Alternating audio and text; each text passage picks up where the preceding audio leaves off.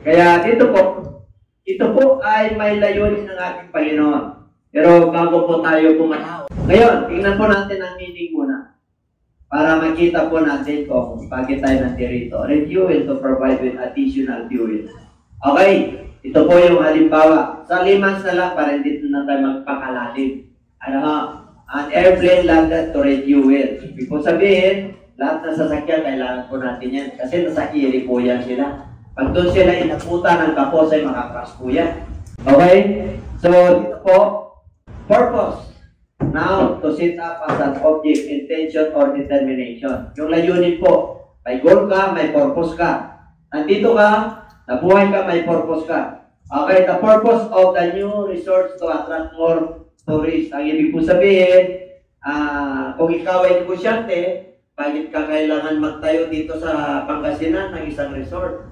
O kung may ano ka. Kasi meron kang purpose para magkaroon ka ng mga bisita, mga turista. The loans are small but they serve a good purpose. Okay, pag naglo-loan po tayo pero hindi na pupunta sa loan, pinampabayad. Maganda yung purpose. Sana pag doon mapupunta yung loan mo sa pagkakitaan mo. Pero pag pambayad mo, wala, kakapusin ka at maghabol ka. Gabi pala, yung income sana mapunta ro, kaya pinambayad. Maganda naman po yung purpose. Kaya lang pag patatalo ang purpose pag hindi ganon. Sometimes ito tayo sa pangatlo. His life seems to be lack purpose or meaning. Ito po tayo. Yan ang ipaseso. Ano ba? Bakit pa tayo nabubuhay sa mundo ito? Bakit natin inabot yung edad na ito? Bakit yung iba? Kapapanganak pa lang, wala na. Amen? Bakit yung iba? May kanya-kanyang edad. Kasi po, kaya tayo binuhay ng Lord, there is a purpose. Kaya pag binigyan ka ng buhay ng Diyos, na nagkaroon ka ng buwang, hindi ka na alam mo na yung masama at mabuti, Kaya dito po ang layunin ng Diyos kung bakit tayo nandito, bakit tayo naging mananampalataya, bakit tayo binuhay ng Diyos sa ganitong generation. Kasi may layunin ng Diyos. That's why we must refuel the purpose of God. Nung una po, nung hindi tayo mananampalataya, hinayaan tayo ng Lord na yung will lang natin, yung gusto lang natin, para makita po natin yung ganda ng mundo. Para ma-identify po natin kung sino tayo at ano tayo. Amen po? Old nature po yun kung tawagin. Kung wala pa po tayo sa Lord. Kaya nung tayo po ay nagkaroon ng spiritual relationship sa ating Panginoon, nung tayo po ay na-born again na, lalong lumalim at nalaman na natin yung layunin ng Diyos sa ating buhay. Na napakahalaga pala yung buhay. Nung wala tayo sa Lord, ang buhay po natin ay kanya-kanya. Sinabi po yan sa banal na kasulatan, na wala tayong pastor na nag-guide sa atin. Kaya lahat po tayo ay ligaw. Ngayon po, ginawa ng Diyos, naliwanagan po tayo. Spiritually, naliwanagan po tayo. Kung mapapansin nyo, nung nabaptize kayo, yung unang araw nyo sa spiritual, makikita nyo, napakaraming pagsubok na dumarating. Minsan, bakit kung saan ako nabaptize? Doon ako nagkaroon ng lagnat. Minsan, yung iba naman, nabaptize, gumagaling, kasi yung pain nila. Amen po? Kasi po, umpisa na ang spiritual life mo yon. Yung pagsubok nandun. Nung wala pa tayo sa Lord, yung ginagawa natin, parang madilim. Sige lang, trabaho, bahay, yung basic na ginagawa natin, yung routinary works na ginagawa po natin. Ganun po tayo noon. Ngayon, mula po nung tayo po naging mananampalataya. At binuo ng Lord yung kanyang salita sa ating mga puso. Medyo sabi na po natin na nag-iba. Nag-iba po. Yung direction na natin noon na mapapahaba po, nandito na yung pangako ng Diyos. At ito po, yung ating mayroon ng meaning. Dahil dati, parang naghahanap po tayo, parang may kulang. Amen? Lahat po tayo may kulang. Pag wala ka sa Lord, may kulang ka. Nung nakaka-Lord ka na nga, may kulang ka pa rin eh. Kaya hinahanap natin yung kabuuan, Yung pangako ng Diyos na pag ikaw ay na kay Kristo, kumpleto ka na. Pag sinabi kumpleto ka, nakukontento ka sa buhay na dumaan, yung buhay mo ngayon. Kahit na tamang-tama lang, alam mo ang Diyos ay hindi nagpapabaya. Kahit na may karamdaman ka, alam mo ang Diyos ay pagagalingin ka. Nagkakaroon ka ng pag-asa. Kasi po, anak ka na ng ating Panginoon. Nabubuo na yung relationship mo sa Kanya ay lalong tumatatag, tumitibay, at lalo tayong nagtitiwala pag may mga problema po tayo. Okay? Kaya dito po, what is the biblical meaning of purpose? Basahin po natin, and we know that all things work together for good to those who love God, to those who are called according to His purpose. So lahat ng dumarating sa atin, bad or good? Bad or good? Pag sinabi, and we know, alam natin ito, kasi anak ka na ng Diyos eh. Kahit na hindi ka nga mananampalataya, alam mo eh, na may dumarating na problema. All things work together for good. Pag bad things yan, pag problema yan, good ba yun o hindi? Sa iyo, medyo bad? Siyempre, sino ba naman na may gustong may sakit? Sino bang gustong nahihirapan? And po, ayaw natin yan. Ang gusto lang natin bilang tao ay laging kapayapaan, kagalakan, pag-ibig, yung pananampalataya. Which is, maganda po yun. Alalahanin natin na may dilim pa rin. Alalahanin natin na may dibil. Alalahanan natin na tayo po ay nabubuhay pa sa laman. Dito, hindi pa tayo spiritual. Kaya may demonyo, may pagsubok, may will ka, mayroong pagsubok sa mundong ito, mamili ka, at may bulong ng demonyo. At mayroon talagang gusto ng Diyos para sa atin. Yung inawit natin kanina, on the days of Elijah, kita nyo yung mga offering po nila. Amen po. On the days of Moses, nagiging righteous po. On the days of Ezekiel, yung mga dry bones, yung mga patay, nagkakaroon ng laman. Amen po. On the days of Jesus Christ, nung siya po ay namatay, He is the resurrection. Pinakita niya na kahit na patay po siya sa cross, nabuhay yung mga tao sa ilalim ng ilalim ng lupa, nagsilabas. Kasi Diyos po siya, ipinapakita niya na kahit napatay na yun ng ilang panahon, kung 100 years o 200 years, kaya niyang buhayin. Para ipakita sa atin na may pag-asa tayo. Kahit na tayo po dati ay makasalanan. Dahil sa kagandahang loob ng Diyos, naging anak tayo ng Diyos at naging mananampalataya tayo.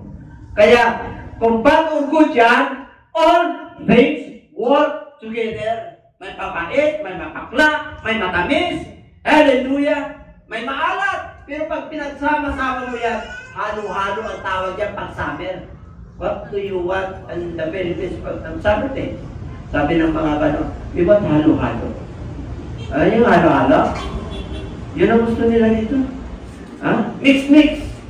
Yung halo-halo. Yun daw ang ingredients nila. Pagpupunta sila dito. Nare-refresh po sila. Amen? Kaya yung pinaghalo-halo ng Lord, nung tayo po'y naging mananampalataya, at nung hindi tayo mananampalataya, nakita natin, na-identify natin yung blessing ng Lord. Kaya yung mga experience natin sa buhay na pinaghalo-halo ng Diyos, doon tayo tumibay. Doon tayo naging matatag, at doon tayo nagtitiwala ngayon sa Diyos. Hindi na yung dati. Meron na tayong identity na nasa liwanag na tayo. Kaya ang layunin ng Diyos sa atin ay tumitindi. Bakit? Yung mga minamahal ng Diyos, sabi niya, work together for good. Mabubuti sa yung mga nagmamahal sa Diyos. Sino nagmamahal sa Diyos? Yung nagmamadyong? Yung nagsisinungaling?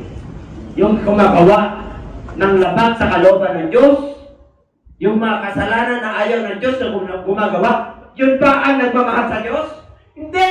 Ang nagmamahal sa Diyos, yung tayo po na mananampalataya, na sumusunod. Kahit na ayaw natin ng isang bagay na mag-compromise po tayo dahil may takot tayo sa Lord at may paggalang tayo sa Lord. Ang gusto lang ng Lord, huwag kang magpatuloy sa kasalanan.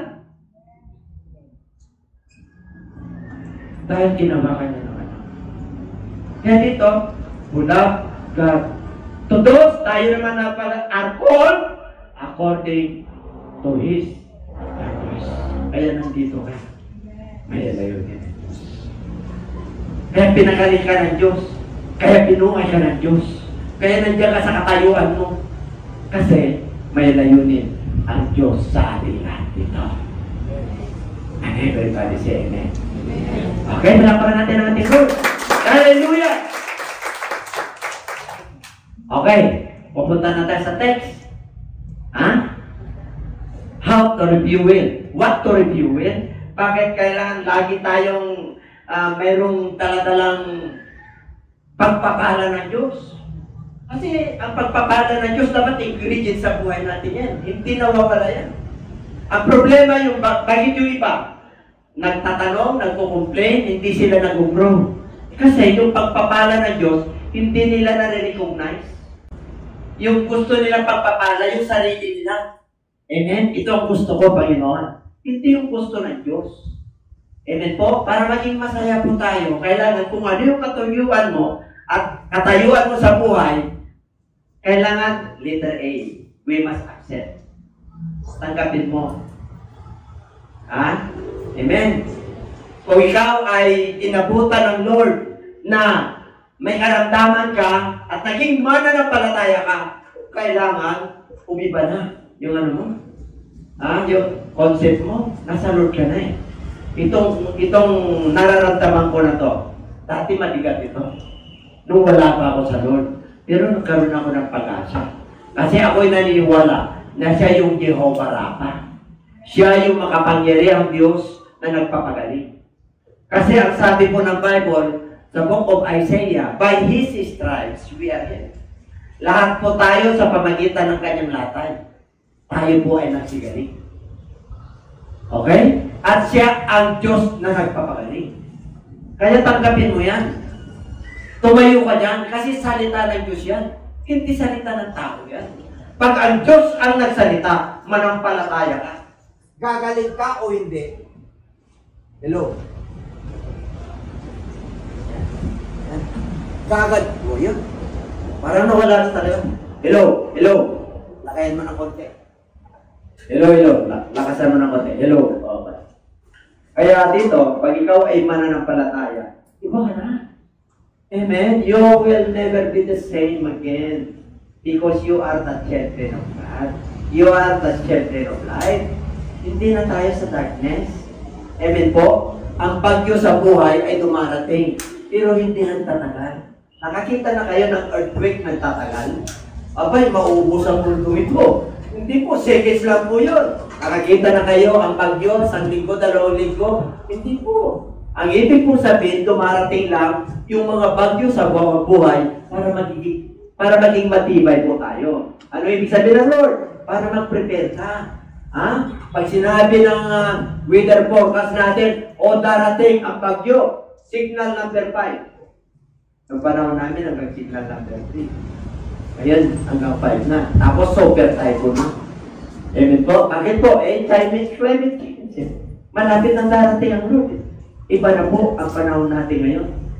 Kaya, pag ang panahon po natin ngayon ay delikado na at nandyan na yung mga nasusulat, abay, pag ikaw ay anak ng Diyos, kailangan mag-reviewin ka na. Anong purpose ng Lord sa akin? Hanap tayo ng hanap ng kagalingan. Hanap tayo ng hanap ng blessing ng Lord. Abay, nandiyan na. Ano yan? Yung salita niya. Lagyan mo lang ng Holy Spirit yan. Magpabaptize ka ng Holy Spirit, magpakapospos ka ng Holy Spirit, tingnan nyo, problema nyo ka. Anyaman nyo. Sinabi ng Bible yan, mayaman ka. Kasi ang gaan lahat. Kasi kasama mo ang Diyos. You walk with God. Hindi ka na tumatayo sa sarili mo.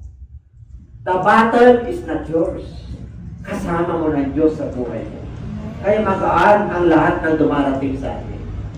Hallelujah, praise God. Okay? Kaya dito po, an angel of the Lord appeared him in a flame of fire. Okay? So he looked, and behold, the bush was burning with fire, but the bush was not consumed. Then Moses said, I will not now turn. Okay, aside. Gusto niya ni Moses, makita niya talaga. 4. Oh, so when the Lord saw that he turned aside, the Lord, God called to him from the midst of the bush and said, Moses, Moses, and he said, here I am. Nung tayo po ay naging mananampalataya, yun ang pagtawag sa atin ng Diyos. Nung tayo po ay lumapit at nagsisi sa ating kasalanan, kaya kayo nagpabaptize, kaya tayo nandito, yun yung pagtuhon nyo sa Lord. Kaya si Moses po, nung nagpapastor po siya, nakita niya, tagal nito hindi nauubos itong baga na to Kaya pinuntahan niya. Kaya nung tinawag siya ng Lord, Moses, Moses, pero mo tawagin ka ng Lord. Amen po? Amen? Dalawang pagtawag ng Lord. Pagtatawagan ka na kasi appointment mo na sa Kanya. Amen? May kanya-kanya tayong appointment Pero po yung tawagin ka na magiging mananampalataya at tawagin ka sa liwanag. Tawagin ka sa purpose ng Lord. Ay, amen, Lord, nandito po ako. Hallelujah, praise God. Amen? Nandito mo, Lord. Nakahanda akong sumunod kung ano ang papagawa mo. Okay, 5. Then he said, do not draw near this place. Oh, Moses, tinawag kita. Nag-reply ka. Pero huwag kang lalapit. Bakit? Banal ito Anong requirements ng Lord? Alisin mo ang iyong sandalyas. Kasi, tumutungtong ka sa banal na dako. Holy ground. You are standing by the... Nung tayo pa naging mananampalataya, itong dating pa natin saan pumupunta? Kayo nakakala. Nung wala pa tayo sa Lord, di ba? Sa pula, sa puti. Patay sindi. Barkada rito, barkada rin. Aray! May doon dito, may doon doon, yung mayayang. Tungis dito, tungis dito. Di ba doon tayo pupunta? May pupunta pa rin ba kayo? Mari yung iba, kunti-kunti na lang. Pero at least binago ka na. Diyos. Kaya tinanggal ng Diyos yung dati natin. Kung saan tayo pupunta. Yung marumi na sandalyas. Yung nasa isip natin na mga bisyo natin. Wala na tayo, hinango na tayo. Kaya pag tayo pa nagpubulan, bumapasok tayo sa templo ng Diyos, nararamdaman po natin yung pag-asa. Nararamdaman po natin yung kapangyarihan ng Diyos. Nararamdaman po natin yung healing power ng Lord. Yung kahirapan po, nagkakaroon tayo ng pag-asa. At munti-munti na-inspire po tayo at lumalaban po tayo sa mundo ito. Dahil hindi lang naman tayo nahirapan, hindi lang naman tayo may karamdaman, halos lahat ng tao. Lalo ano pa ang nangyayari sa bayan po natin, napakahirap, napakamahal ang bigas, pataas na pataas ang mga presyo. Anong laban mo yan kung wala ka kay Lord? Pero pag na kay Lord ka, pwede kang mag-tik. Panginoon, kasama kita. Huwag mo akong pamamayaan. Huwag mo pamamayaan ang pamilyang nila. Ay mga kapatid, napakasarap. Kung ang pagtitiwalaan po natin ng Diyos, hindi ka mawala ng pag-asa. At pakakainin tayo ng Diyos. Hindi ka bibiguin ng Diyos dahil ang anak ng Diyos, mga kapatid, hallelujah, na sumusunod sa Diyos, pinagpapala. Iyong ang mga hindi anak ng Diyos, pinapakain ng Diyos. Hindi anak yun. Hindi naniniwala sa kanyang salita. Hindi sumusunod sa kanyang salita. Pinapakain sila ng Diyos. Ang natural resources na ginawa ng Diyos ay para sa lahat. Masama o mabuti, iinom yan. Pakakainin ng Diyos yan. Kaya lamang po, may judgment day. At may araw at panahon ng pag-atol. Lahat tayo ay haharap sa hukuman ng Diyos. Doon na po.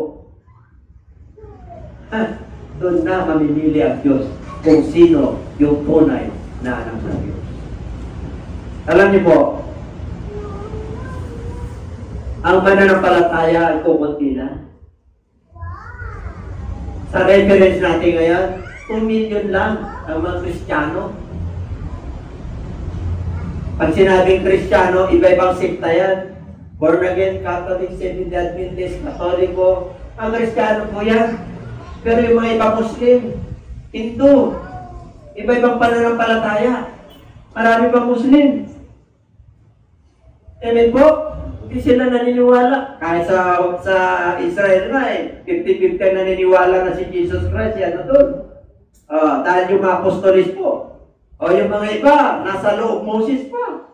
Amen po? Kaya pag pumunta ka ron, hindi nila nire-recognize si Jesus Christ. Kaya nga yung templo doon, ginagawa na po nila. Kaya tayo po, mula ngayon, yung purpose ng Lord, andun tayo nakabay. Kahit nandito ako, Lord. Kahit yung mananampalataya ko, Lord. May purpose.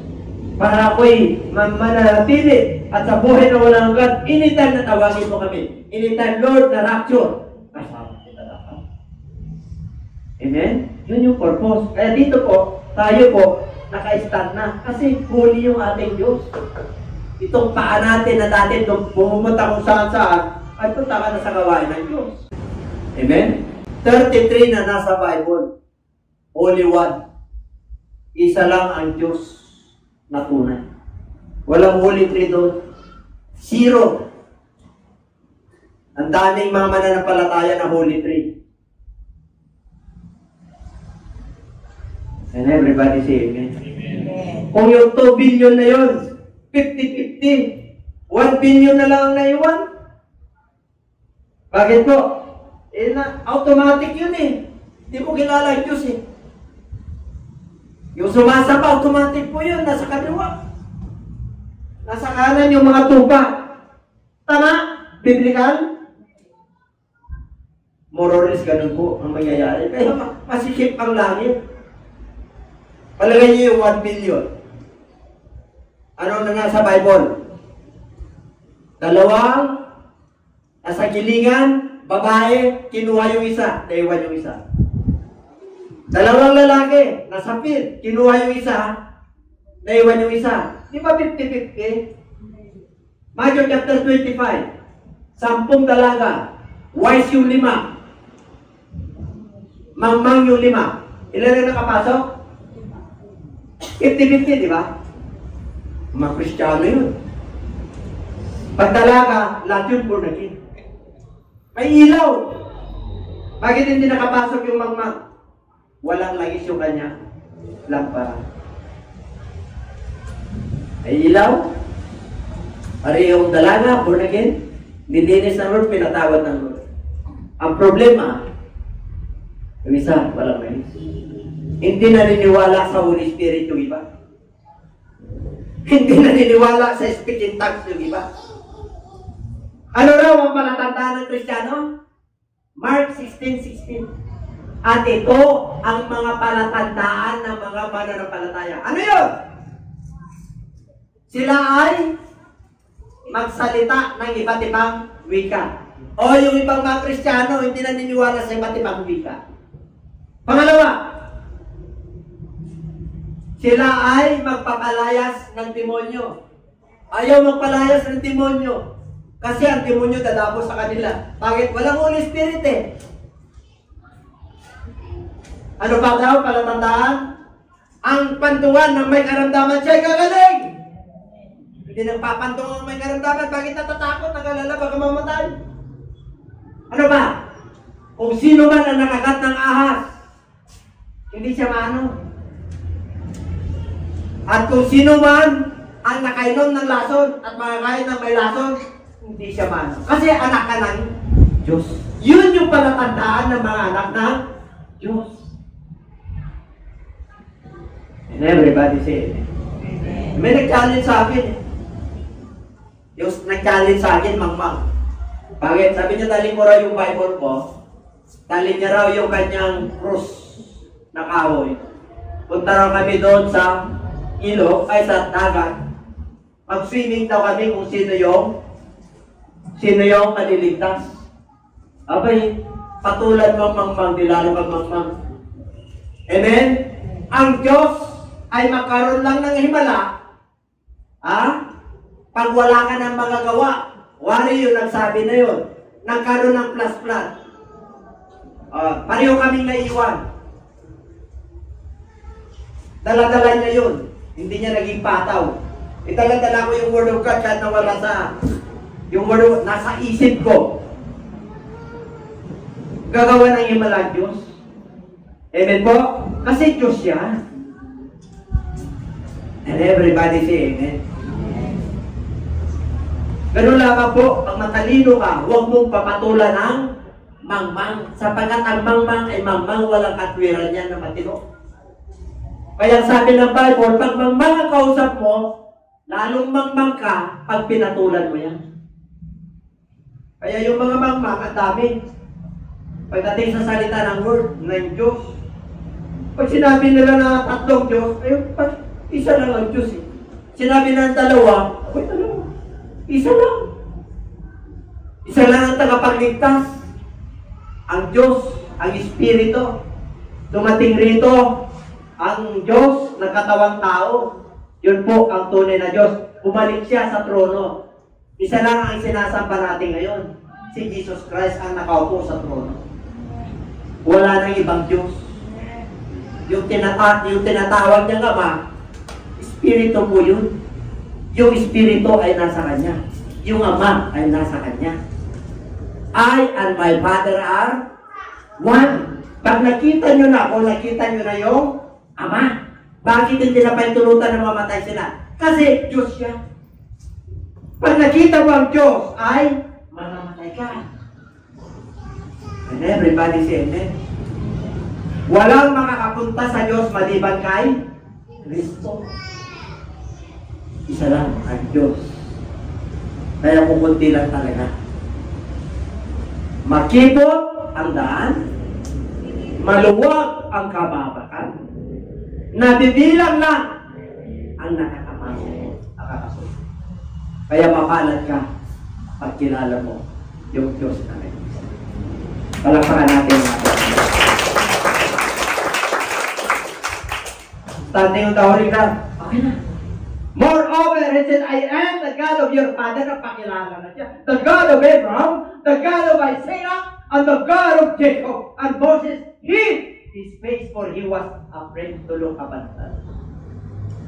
Nagpakilala ang Diyos kay Moses. Alam, kilala ng Diyos. Diba? At ganoon din, kilala tayo ng Diyos. Mula ulo hanggang sa sarap. Book of Jeremiah, chapter 1, verse 4, up to 8. Anong sabi ng Lord?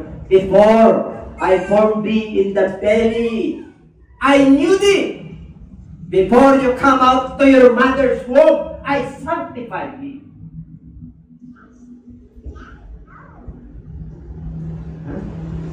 Kilala tayo ng Lord. Dahil anak tayo, pinapanan tayo ng Lord. Alam ng Diyos kung anong mabuti para sa atin. Kaya yung purpose ng Lord ang ating susundin. Hindi yung will mo, hindi yung gusto mo, yung gusto ng Diyos. Kasi anak niya. Palakpan po natin. Hallelujah! Oh! Bakit sabi niya? Anong kahalaga nitong paano to? Napakahalaga. Kaya Moses, tanggalin mo yung sandalyas mo kasi nakaapak ka sa banal na dako. Kaya dito, what is the gospel of peace? Ephesians 6:15, having got your feet with the preparation of the gospel of peace. Kaya itong paanan natin, humayo. Nandun ang kapayapaan. Gusto mo ng kapayapaan sa sarili mo, humayo ka. Gusto mo ng blessing, humayo ka. Gusto mo ng kagalingan, humayo ka. Gusto mo mag-grow sa Lord, grow in the knowledge of the Lord, humayo ka. Yung ating paan kung saan pumupunta dati, pinapakialaban natin yung buhay ng may buhay, kaya hindi na. Amen po? Sinusuko na tayo ng ating Panginoon. Inutusan na tayo ng ating Panginoon na humayo. For the preparations of the gospel of peace. Kasi yung dala-dala natin na good news, kapayapaan yun. Yung mga unbeliever po, sa pamagitan ng paggamit sa'yo, magkaroon sila ng kapayapaan. Gagamitin ka ng Diyos para magkaroon sila ng kapayapaan. Grabe! Amen?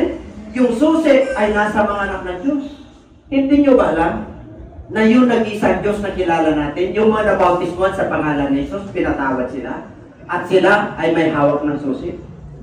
Susi ng kaligtasan. What are these keys na binigay kay Pedro? Ano yun? Keys of the kingdom of heaven. Binuksan niya ni Pedro on the day of Pentecost. Nung tinanong ng mga Hudyo, anong gagawin namin, Pedro? Repent! Yung susi, binuksan. Number 2, unbaptize every one of you in Jesus' name. Bakit? In Jesus' name. Bakit hindi Father, Son, Holy Spirit? Kasi po, in Jesus' name, yun ang nagligtas sa atin. Siya rin yan. What is the name of the Father? Jesus Christ. What is the name of the Son? Jesus Christ. What is the name of the Holy Spirit? Jesus Christ. Kaya nung binuksan yung susi, inunlock ni Pedro yung mensahe. Kaya pinatawad silang lahat. Dahil nabaptize sila in Jesus' name. Number 3 yung susi. Magkaroon sila ng kaloob ng banal na espiritu. Pag sinabing kaloob, miracles, signs and wonders, magkaroon ka ng pagbabago. Ang Diyos magpapakilala sa iyo na siya at i-demonstrate ng Diyos na siya yung tunay na Diyos. Kaya pag kilala mo yan, kahit anong problema at unos ng bagyo na darating sa buhay mo, nakatayo ka sa pangako ng Diyos. Hindi ka maano. Sinabi yan sa Book of Psalms 91. Walang masama na darating sa iyo, makakanti sa iyo. Amen? Makikita mo lang. Makikita mo lang yung gawa ng demonyo. Pero, ililigtas kita.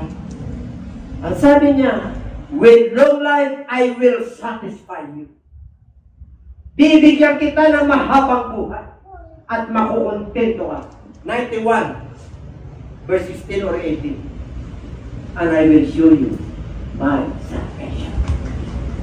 Makukontento ka sa buhay mo kung ano mayroon ka. Dahil ang nagkaroon ng satisfaction ka nung nakilala mo si Lord, kinumpleto niya po tayo. Dati wasak po tayo, binasak ng demonyo. Yung templong ito, daming bisyo. Pero nung ikaw ay naging anak ng Diyos, binuo ka. Templo na ng Diyos ito. Pag nagpipray ka ng 3 o'clock, habit, templo na ng Diyos ito. MFC, pag nagpipray ka ng 8 o'clock tuwing Sabado, templo na ng Diyos ito. Saturday, every first Saturday of the month, fasting and prayer, punta ka rito, templo ng Diyos ito. Kung gusto mong lumakas, gusto mong makuha ang kagalingan, gusto mong makuha ang pagpapala ng Diyos, sunod ka lang sa Diyos. For all things work together for good to them who love the Lord and to have according to His purpose. According sa Kanya. Kaya tayo lang kakaroon ng mga ganyang problema dahil pinahintulutan ng Diyos. 1 Corinthians chapter 13, hindi kita bibigyan ng pagsubok na hindi mo makakaya. Kaya kung mayroon kang pagsubok, kaya mo yan kasi anak ka niya. Pinatatatag ka lang at pinapatibay. Bakit po? Para lalo kang magtiwala sa Kanya. Hindi po. Palapalan mo natin. Ako sa pagdalaw sa taas ito. Amen? Hallelujah. Ano pa? Kaya nga, go. Ano yung pag-go mo? Ito. At saka ito. Teach. Make disciples. Magturo ka. Baptizing them. The Father, the Son, and the Holy Spirit. Yan yung utos. Yan yung utos. Ang utos ay ginaganap. Hindi inuulit. Tama niya? Pag yan ang ginamit yung baptism, inulit nyo yung utos ni Kristo. Kaya wala kayo makikita sa banal na kasulatan sa New Testament hanggang sa Old Testament na nagbaptize sa pangalan ng Ama, Anak at Holy Spirit. Kaya kayong mga minamahal kong Kristiyano na kapatid sa pananampalataya na naniniwala kay Jesus Christ, magpabaptize na po kayo sa inyong kongregasyon. Yung pastor, sabihin nyo, Pastor, ito pala yung tama na bautismo sa pangalan ni Jesus. Amen? Panahon na. Malapit na po ang Lord, darating. Gusto nyo ba iwas sa rapture? Pakahanapan kayo ng Lord. Hanapan tayo lang ng Lord. 7:21 ang buong Matthew. Maraming tumatawag sa akin, Panginoon! Panginoon! Sabi ng Lord, di kita kilala. Pero kung sabi sa'yo ng Lord, di kita kilala. Kung babasa ka ng Bible, nagpapasti ka. Bibigay ka ng tithes mo, tapos hindi ka kilala. Sabi ng mga believer, abay, ginamit namin ang iyong pangalan, Lord. Lahat ng reliyon, di ba, ginagamit ang pangalan ni Lord? Kahit na albularyo, palataya ka sa pangalan ni Jesus. Yung tawas mo, magiging yan. Kaya mag-alay ka ngayon ng baboy para gagawin. Wala sa Bible doon. Pero ginamit ang pangalan niya. Masakit po, di ba? Sabi niya, ginamit namin yung pangalan mo, Lord. Paano ka? Nagpagaling kami ng may karamdaman. Sabi na po, pagaling na may karamdaman. Amen po? Hindi lahat na nagpapagaling na may karamdaman. Eh sabi, sumamba ka nga lang sa bato at ang pananampalataya mo, katiti, pagaling ka na mo. Ang akala mong nagpagaling yung rebulto. Hindi, yung pananampalataya mo kay Jesus. Spirito po yun. Eh, masakit. Sabi niya, nagpagaling, ginamit na yung pangalan. Gumawa kami ng himala. Sabi ng Lord, hindi ko kayo kilala. Wala kayong connection sa akin. Parang wifi. Di ba? Pag wala kang connection, bakit? Hindi ka nakatabayad, wala kang data. Ang inisinis naman ito, kung saan na may data ko, grabe naman. So, may kailangan ako, doon nagkakaroon ng problema yung wifi. Ang connection natin sa Lord diretso. Bakit hindi ka kilala? Hindi kayo sumusunod sa kalooban ng Amang nasa langit. Ang tanong, ano ba yung kalooban ng Amang nasa langit? Nasa Bible din. Maraming maliligtas. Paano maliligtas? Yun. Magsisi, bautismuhan sa pangalan ni Jesus. Yung iba, bakit mas marami nagbabautismo sa utos? Hindi ginaganap. Nakakita ka na pag nagutos yung ating mahal na presidente. May penalty na ngayon, ha? Ano yan? Diba? May mga utos. Huwag kayong, tumawid yan, ha? May tulay ka, diyan kayo sa tulay. Ano kasi, pedestrian lane yan. Utos yun, utos. Pipirmahan ng presidente yun. Amen? Anong gagawin ng mga implementor? Yung mga nag-execute? Yung mga batas, yung mga polis. Execute na, utos na ano yan. Huwag kang tatawid yan. Hindi nila inulit, in-execute. Ganon din sa gospel. Amen? Hindi mo pwedeng ulitin yung sinabi at in-implement ni Marcos na itinangan ng presidente na itinigdala. Ito yung executive number or presidential decree. Huwag mong ulitin yun. Walang visa yun. Execution ang kailangan nun. And everybody say amen. Implement po. So yun lang po. Tapos na. Kailangan natin ang Holy Spirit. And he said to them, go into all the world and preach the gospel to every creature. Yung gospel na nakuha natin, yung susi na yun, huwag mong ipagkait. Dadalhin mo kay lolo, kay lola kung buhay pa sila. Dadalhin mo sa magulang mo, dadalhin mo sa uncle mo, sa auntie mo, dadalhin mo sa kapitbahay mo. At pag yung pag-ibig ng Diyos ay lalong lumalim, madadala mo yan sa kaaway. Pwede ka nang umiti. Hello. Kaya magpakita sa akin. Kumari mo pa yun. Kasi nagselos sa'yo. At hindi nagselos, ano? At pagka nagkamali pa, sila na magsama. Pero pag nagyayari yan, ha? Para kayong hindi nag-ano? Marami. Hindi naman, konti na. Pupunasin ko ang iyong mga lupa. Wala na kasing katig-hati-hati. Huwag ka nang mamroblema sa Meralco de Corpseville ko. Kasi ako na yung nagniningning dito. I am the light of this world. Huwag ka nang mag-alala sa mineral water, sa pamana, o sa nawasa. I am the living water. Huwag ka nang mag-alala ng iyong kakainin dito. Sapagkat yung puno ng pangako kay Adan at kay Eva na sila nagkasala, yun, kakainin mo. Magkaroon ka na ngayon ng buhay na walang hanggan. Hindi ka na magugutom. Kaya hindi ka na maghahanap buhay dito. Ang kailangan mo na lang, day and night, worship the Lord.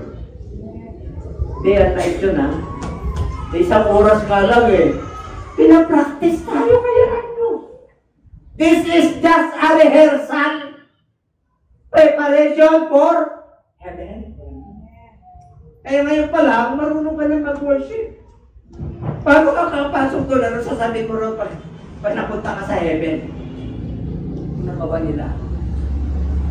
Hindi ka makakapasok ron pag hindi mo alam ang gagawin mo. Kaya ngayon pa lang, amen? Marunong ka na magtaas ng kamay. Hallelujah, praise the Lord. Marunong ka ng lumuhod. Ang lahat ng tuhod ay luluhod.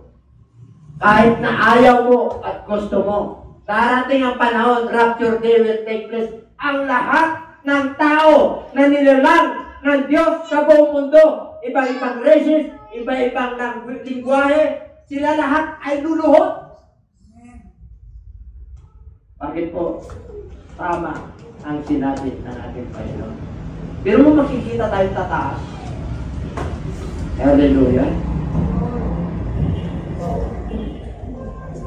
Hindi ka na mag-alala sa pagkain, sa inumin, sa ilaw, sa isusuot. Susuotan ka ng Lord ng white garments. Walang mancha. And everybody say, Amen. Yung mga mananampalataya na matapat na nauna na sa atin, iisingin lang sila ng Lord.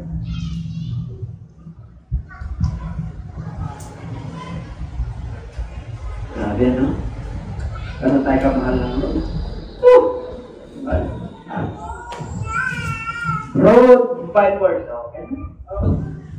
Flee from the wrath to come. Therefore, worthy of repentance. Ang kailangan lang po magsisipot. Panginoon, ngayon ko lang po nalaman. Ganun pala kahalaga ang iyong salita. Kaya pala pinapaatin mo ako lagi, in-urge mo ako, Panginoon, na pumunta lagi sa iyong gawain para lalo pa akong matuto. Para malaman ko pa yung inyong panuntunan. Para anytime na tawagin mo ako, Panginoon, nakahanda ako. And everybody shall praise the Lord. Ikaw na wala ng kidney, Pilyon ng kidney mo, pag-asa ka pa. Operahan lang ng Lord yan. Siya nagbigay sa iyo yan. And then, pari, asang uso pa yun sa puso. Sa kalagay niya. Kami lang nakakalam na. See? Tingnan niya. Ano yan? Then that you walk circumspectly. Kayo ay lalakad na may karunungan, not as fools, but as wise. Ano raw? Pagibasa? Not as good, not as wise. Living in the time because the days are evil. Magiging matalino kayo. Bakit? Samantalahin nyo ang bawat pagkakataon, redeeming the time. Bakit? Masama na ang panahon. Ano pa? Kaya nga, huwag kayong magmahal. But understand what the will of the Lord is. Ang kalooban ng Diyos, ano yan?